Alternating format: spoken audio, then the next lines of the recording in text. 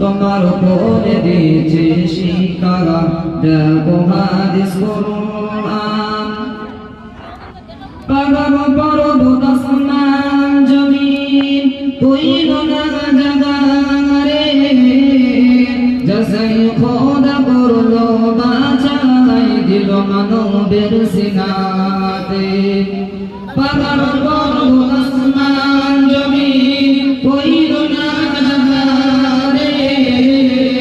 যাসাই খোদা করলো বাঁচাই দিল মানবের সিনাতে